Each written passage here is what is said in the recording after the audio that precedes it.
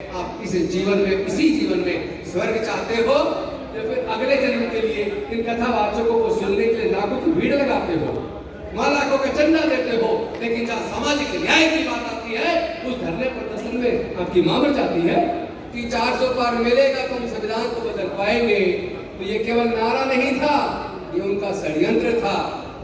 और उसी षड्यंत्र से ओवर कॉन्फिडेंट होके कि हम 400 पार लाएंगे, संविधान बदल देंगे, उन्होंने सोचा कि भाई 3 तारीख की रात को एग्जिट पोल आएगा और 4 को 400 पार आएगा। जो कावड़ के दौरान सरकारी आदेश निकला कि भाई जिसका जहाँ ठेला है या दुकान है फल की या सब्जी की खाने की, वो अपना नाम लिखे। तो इसका मकसद केवल मुसलमानों की पहचान करना नहीं था, उनका मकसद उन लोगों की पहचान करना था कि संविधान बचाने के लिए कौन कौन लड़ाई लड़ रहा है। तो वो तो लोगों को वोट का अधिकार और उसकी वैल्यू देकर गए, लेकिन हमने अपने वोट के अधिकार को और उसकी वैल्यू को जीरो कर दिया, क्योंकि हम तो फिर 500 रुपए में, 1000 रुपए में शराब की बोतल में अपनी वोट को बेच रहे हैं।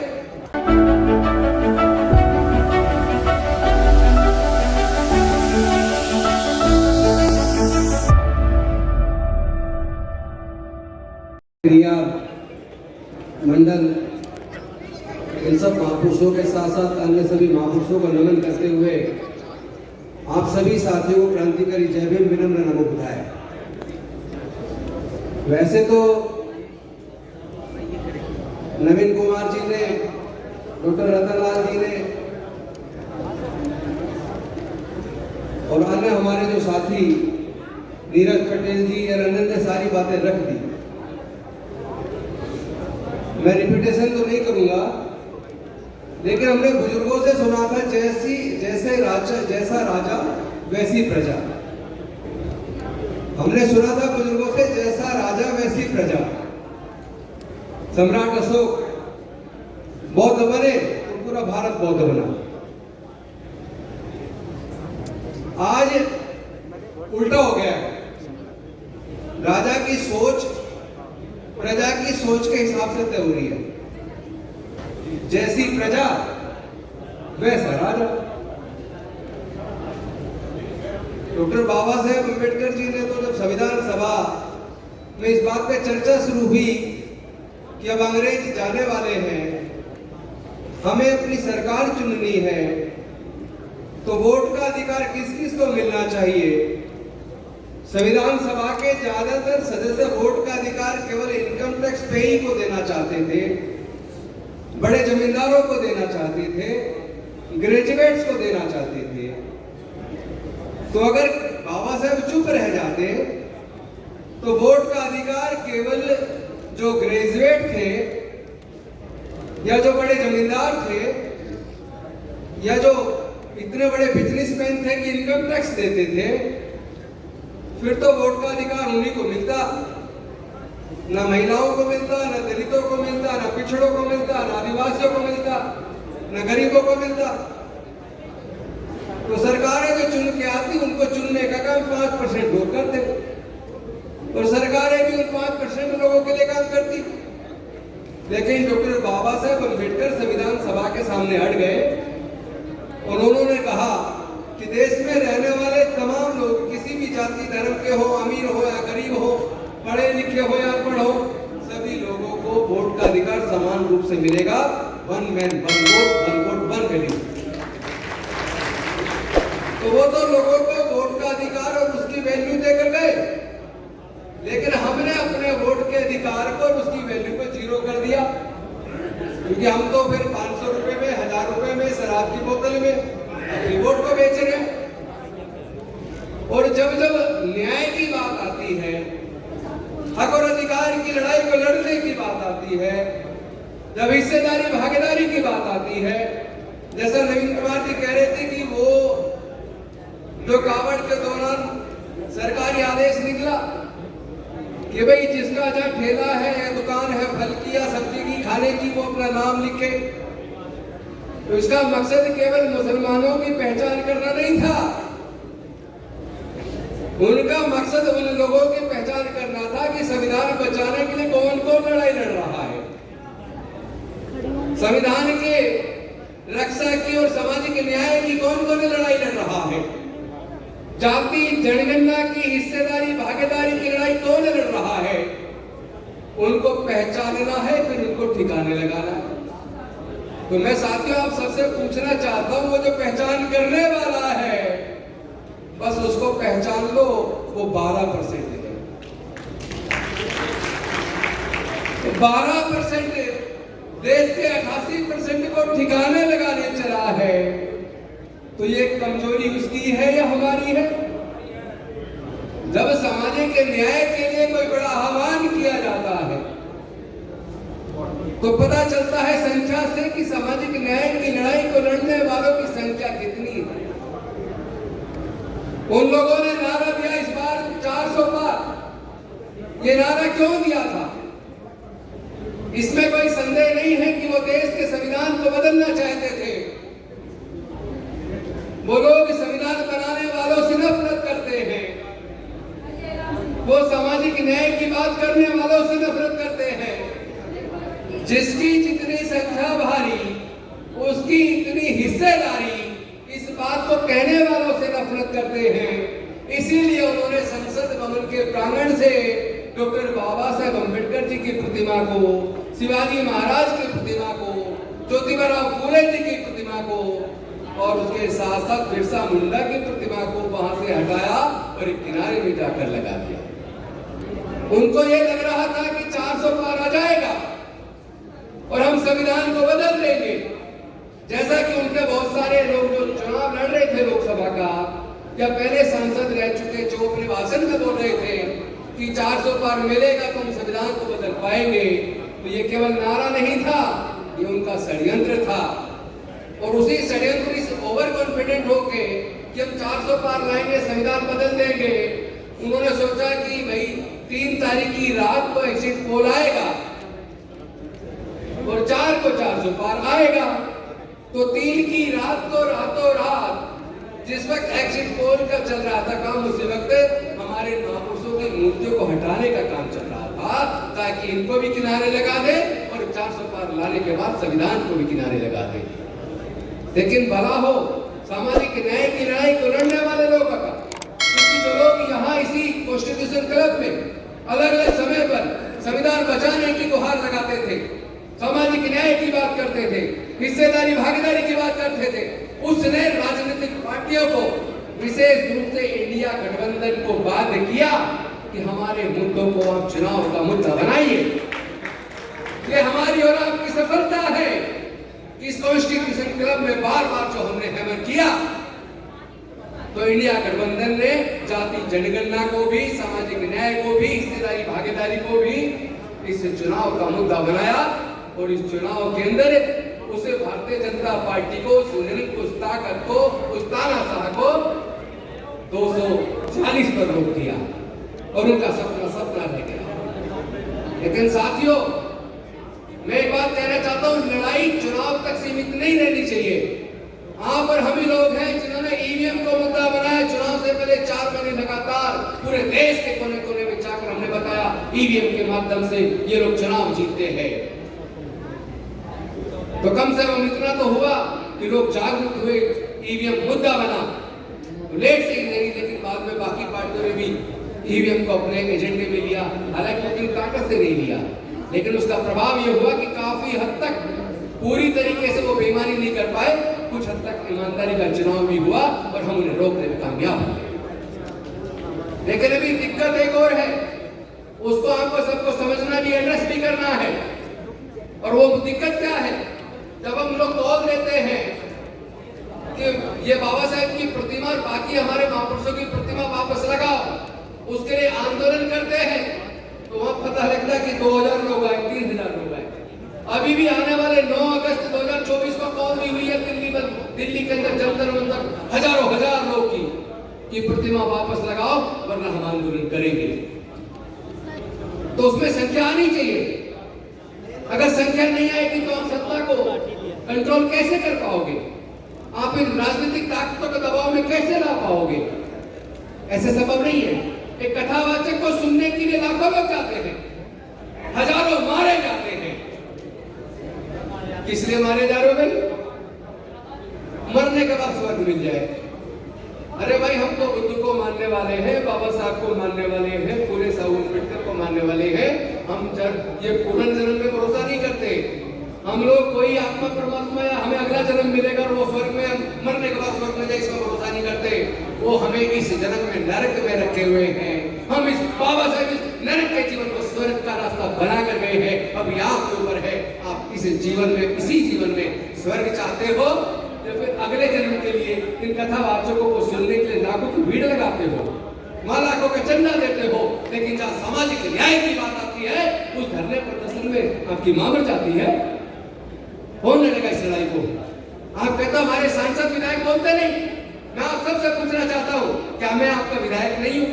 मैं आज भी विधायक हूँ, मंत्री भी रहा हूँ। किस बात की लड़ाई लड़ रहा था मैं? सत्ता के अंदर मंत्री रहते हुए अगर मैं जाति जनगणना की बात कर रहा था, अगर 2 अप्रैल को आंदोलन में सड़क पर सबसे आगे मंत्री रहते हुए लड़ाई में आगे था, अगर 200 पॉइंट रोस्टर वाले मुद्दे पर अगर सड़क पर लड़ाई में हमारे सारे साथियों के साथ में सड़क पर था, हमारे जैसे लोग जिंदे हैं जो सत्ता में जब जाते हैं, कुर्सी पे होते तो वहां भी लड़ाई को लड़ते हैं। लेकिन अगर आप सब लोग एकजुट होकर ताकत बना लें तो जो लोग चुप बैठे संसद और विधानसभा के अंदर उनमें भी बोलने की ताकत आ जाएगी। चुप उन्हें डर लगा रहता है, अगर मैं बोलूंगा तो मेरा टिकट कट जाएगा। कौन काटेगा? कौन काटेगा? यानी 88% जिस 12% के हाथ में सत्ता सौंप रहा है उसे अपने टिकट के कटने का डर है। अरे तुम्हारा टिकट कोई नहीं काट सकता। तुम अपने आप को इतना ताकतवर बनाओ कि 12% लोगों को टिकट काटने और देने की हिम्मत आपके अंदर। समाज को ताकतवर बनाओ। अरे हम और आप लगभग 2,500-3 हजार साल गुलाम रहे। इस गुलामी से बाहर डॉक्टर बाबा साहब अम्बेडकर और हमारे बाकी महापुरुषों ने हमें बाहर निकाला। हमारे लिए पढ़ाई का रास्ता खोलकर, शिक्षण संस्थानों में रिजर्वेशन देकर, सरकारी नौकरियों में रिजर्वेशन देकर जो उन्होंने हमारे तरक्की का रास्ता बनाया था, हमारे इन्हीं सांसदों के, विधायकों के, मंत्री के रहते हुए उन्होंने ऐसी शिक्षा नीति बना दी कि सरकारी engineering college, medical college, management college, law college के अंदर भी अगर आपको 4 साल और 5 साल की डिग्री अपने बच्चे को करानी है तो 15-20 लाख रुपया आपकी जेब में होगा तो आपका बच्चा इंजीनियर बन पाएगा।